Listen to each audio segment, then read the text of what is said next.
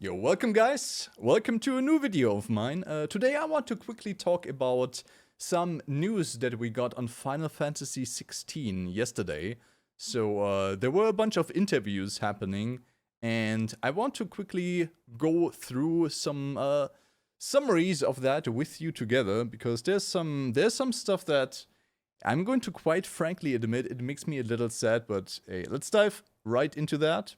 Okay, so here we are. This is a summary of two interviews that happened with the Square Enix blog and the PlayStation blog, I believe. So it starts with protagonist Clive has an arsenal of powerful attacks and abilities based off traditional Final Fantasy summons, which can be cycled through in real time, enabling powerful combination attacks. After Clive claims an icon's or summons power, he will be able to unlock its abilities in an ability tree through points earned in battle. So what this means, this basically confirms my assumption of the game being more or less, I'm just going to say something mean here, it's going to be a Devil May Cry clone. Now take that with a grain of salt, of course. But yeah, basically what they are going for is they are not going to have any kind of traditional RPG combat system, like anything turn-based. The game is not going to be like that, and we already got that idea from the recent trailer.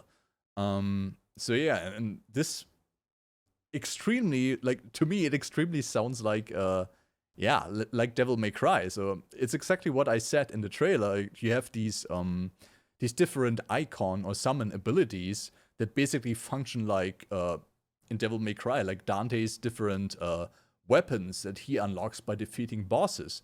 It's going to be the exact same thing in Final Fantasy XVI.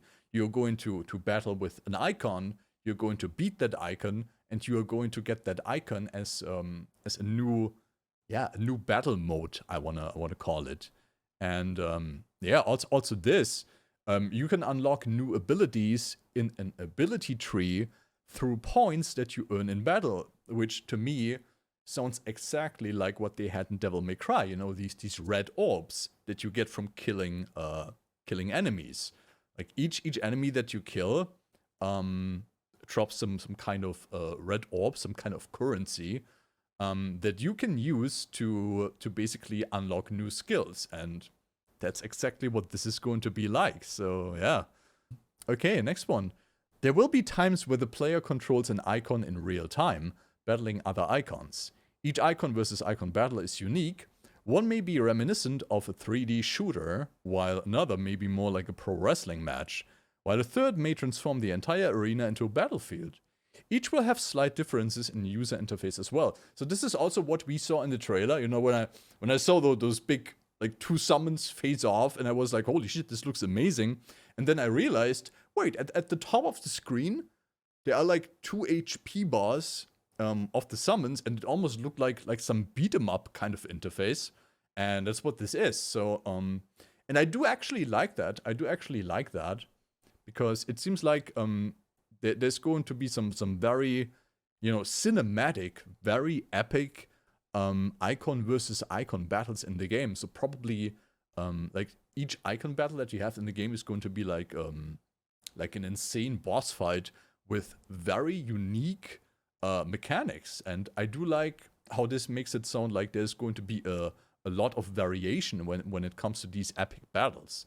So, you know, like I don't know, they say one may be reminiscent of a 3D shooter. So I'm imagining, like, I don't know, like you probably have some kind of a crosshair and you need to shoot you know, at specific weak spots of the opponent's icon or something like that. And then a pro wrestling match, I don't know, it's probably going to be like some, I'm thinking here about like God of War quick time events, you know, like basically buttons appear on the screen that you have to push in a quick time frame, and then when you succeed at that, you are going to get this amazing sequence, like cinematic attack. And yeah, it sounds good. This sounds good to me.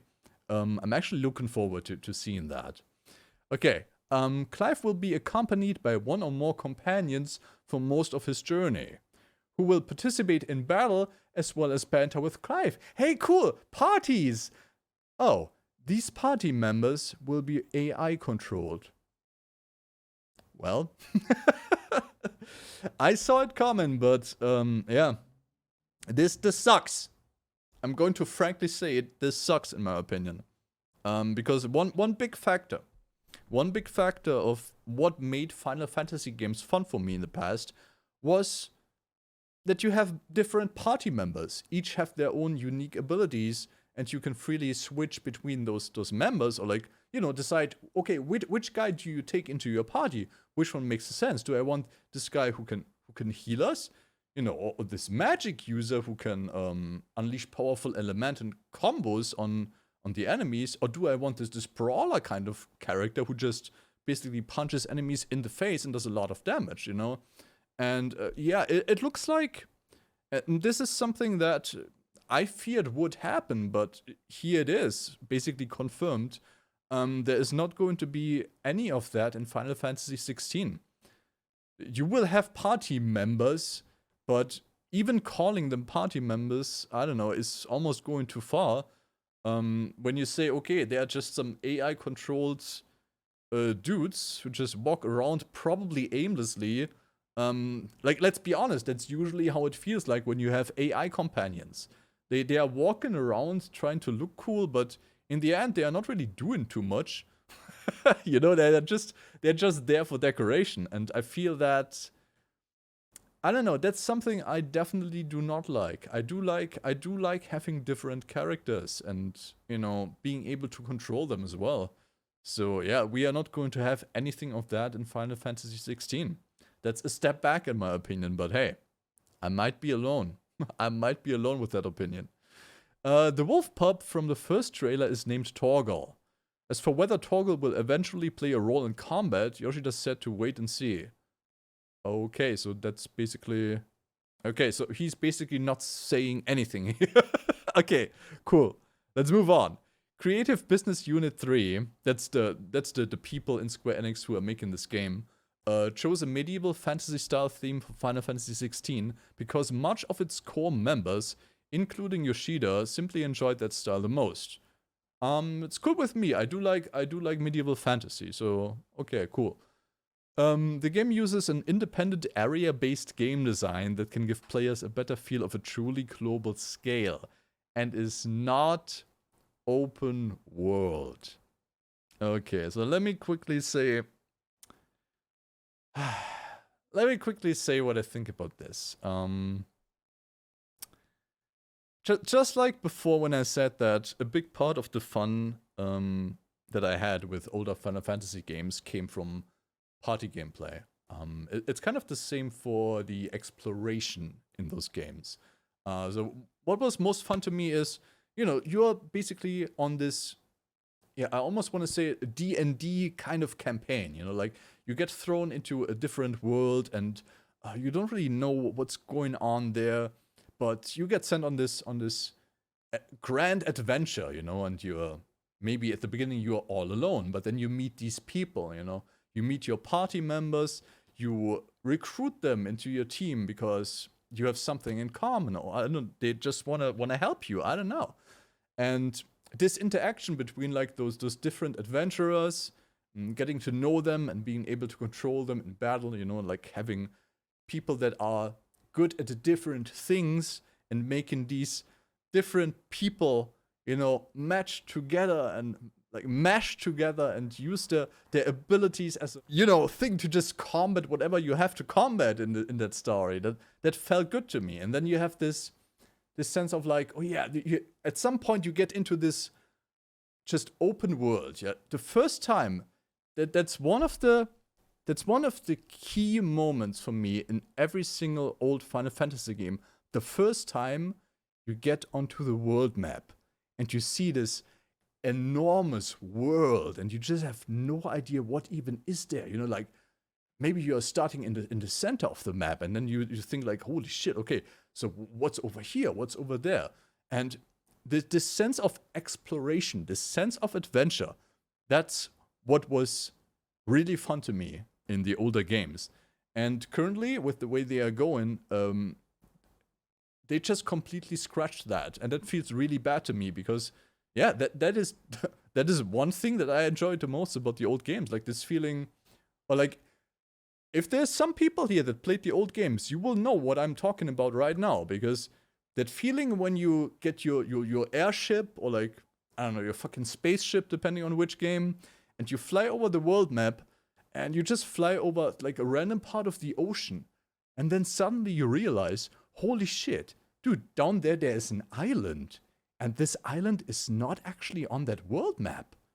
So it's some kind of a secret location, and like that moment when you realize that, and you are like, holy shit, what the fuck is down there? Is it going to be like some super secret powerful weapon? Is it going to be an amazing secret that basically gives me a bit more idea about the lore? Or is it an epic optional super boss fight? You know, that kind of stuff. That was fun to me. And yeah, we don't have that. We don't have that anymore. Yeah, when did they even stop doing that? I do want to say, like, I think Final Fantasy IX was probably the last game where they had something like that. Like Final Fantasy X, even though the game was still really good, it already had this sense of, oh yeah, okay, fuck the world map, fuck the exploration. We are just going to have like basically levels, different levels that you can basically go through. And yeah, that's kind of sad. I don't know. Yeah, ever since then, I did get my hopes up a bit with Final Fantasy XV, because Final Fantasy XV had this this open world gameplay in the first half of the game, and I'm pretty sure that most people are going to agree with me that the first part of Final Fantasy XV, the part with this open world gameplay, that was the fun part. The second half of the game was complete and utter shit, in my opinion. It was unfinished, it had no sense of exploration anymore. It was just, it felt shitty. Like, to me, it felt like the game was just dragging on. It was some unfinished shit. Okay, I heard the Royal Edition, or whatever it is called, fixed some parts about that, but dude, if you have to release a different version of the game to finish it, then why in the fuck? Why in the fuck didn't you just release the game as a whole? Like, why did you have to release it early as an unfinished title and make the fans mad because they don't get what they deserve, you know? Like, fuck that.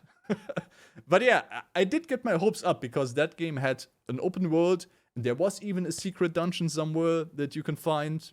This great puzzle kind of thing. I forgot the name, but that was fun, you know? So I got my hopes up that they finally understood that, you know, that was something that was missing in the other games that came before that.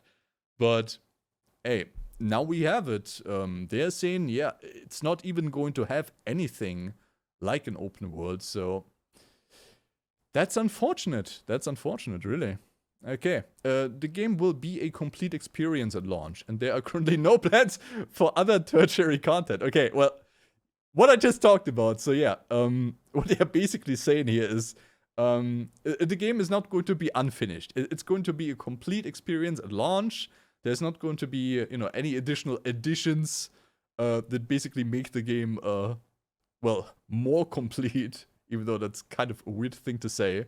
And I guess they're also saying there won't be any DLCs, like any story DLCs. That is good, but at the same time, and I'm going to quickly shove this in right here, I think it's actually kind of a sad thing that developers even have to say something like this. Like, they have to tell us that the game is going to be complete at launch. Like, how ridiculous is that, even if you think about it, you know? Like, shouldn't this be the default thing? Shouldn't this be the standard? But yeah, it's not. It's not anymore. Like, most developers are just like, oh yeah, let's, you know, there's our deadline. Let's just push the game out as quickly as possible, get as much money as we can. And then, yeah, maybe we are going to add the missing features in later, because people nowadays have internet and they can download updates, right? They're going to be okay with that. And yeah, I'm not. Maybe some people are okay with it. I'm not. I think that's stupid. Okay, players will follow the life of Clive through 3 stages: his teens, his 20s, and his 30s. Okay, so basically, yeah, we are going to have a lot of story, basically his whole life probably we are going to follow through. So what I can imagine, for example, is that maybe the game throws you in like right when he starts his adventures, like somewhere in his 20s. He's gonna be on some I don't know, some epic adventure of, I don't know, maybe he has to save someone, or maybe he has to take revenge for something. And then, we are going to dive straight into the action. Then we are wondering about, okay, who is this guy actually? And then we are going to have some kind of a flashback, going back into his childhood, his teen years. And we are going to see, okay, what actually made this guy the way he is now, Like, we get some background information. And that seems like cool storytelling to me, definitely. And then maybe after this, we are going to continue the 20s again, the normal adventure. And then, I don't know, maybe he's going to lose because he's not experienced enough yet. And then we are going to have this Dragon Ball Z-like kind of time gap, And then, dude, we are back, 10 years later. Dude is a giant fucking Chad. He's going to be badass. He's going to have, like, all of these powerful summons with him. And he's going to go out there, kick everyone's ass, and he's going to take revenge for whatever happened to him. That's the kind of story I can imagine right now. And I kind of like that. I kind of like the idea of that. Okay, Final Fantasy XVI is currently fully playable from start to finish. Nice. But voiceovers in multiple languages still need to be recorded. And as it is a very action-oriented game, much playtesting is required to fine-tune difficulty, put the final touches on cutscenes, and for full-scale debugging. Okay, so they're saying the game is pretty much done. They are just trying to do some more fine-tuning. And yeah, there's also, the part where they still need to do some voiceovers in, I guess, languages other than English and Japanese, I guess. It's probably what they're saying here. Interesting. Okay, well, sounds good to me. A third trailer is planned for release this fall, which will concentrate more on the world, lore, and storyline. Okay, well. Okay. To sum it up.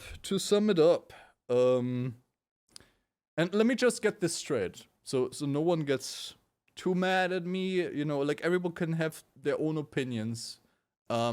I do think we have very talented people at work here. I do trust them in, I'm sure they are going to make an amazing game. It's going to be very epic. It's going to be amazing. I'll probably get it and play it. And, we are going to sit in front of the screen. We are going to, like, go big-eyed the whole time. Like, holy shit, dude. I can see, I can stare. Explosions everywhere. Dude, holy shit, this is insane. I'm sure it's gonna be an amazing game. Okay? I'm sure it will be amazing. But, and here's the but, I almost wish that the game wasn't called Final Fantasy. Because, and we have talked about this right now, I'm just going to quickly repeat it.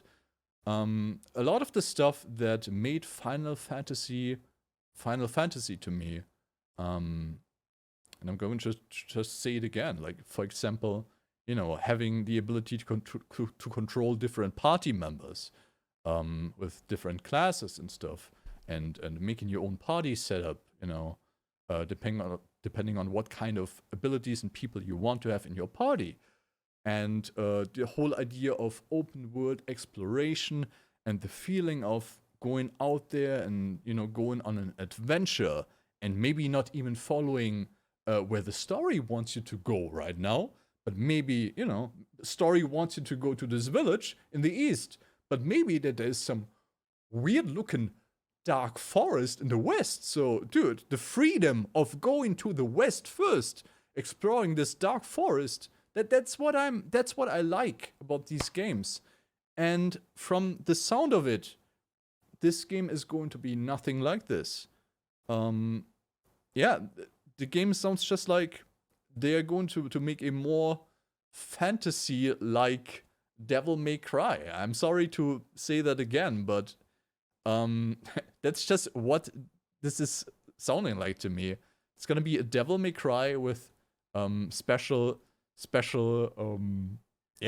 boss fights. The boss fights are going to have a bit more variety, it seems, but overall, like, the normal combat system, very much like Devil May Cry, and it's not a bad thing. Guys, it's not a bad thing, okay? I'm just saying that it doesn't scream Final Fantasy at me, you know? Like, if this game was called, I don't know, Devil May Fantasy or Final May Cry, I don't know, I would be okay with that. And I probably wouldn't tell you these kind of things, but yeah, I don't know. Maybe I'm just some kind of a boomer, but in my opinion, yeah, to me, a Final Fantasy game means role-playing game. I don't know. That's just kind of what I always hope for. But yeah, dude, I'm sure they're going to do an amazing job with this game. I'm sure it's going to be great. It's just, you know, my 2 cents here. I'm just throwing it out there. If you agree with me, I would be happy to know if there's any other Final Fantasy boomer like me out there who actually shares the same opinion as me. Or if you completely disagree with me, feel free to comment below and tell me how dumb I am for still wanting these RPG-like elements in my Final Fantasy games. But that's how it is, dude. But anyway, as I said, I'm sure the game is going to be amazing. I'm very excited to see that new trailer in fall. Can't wait. Well, see you guys.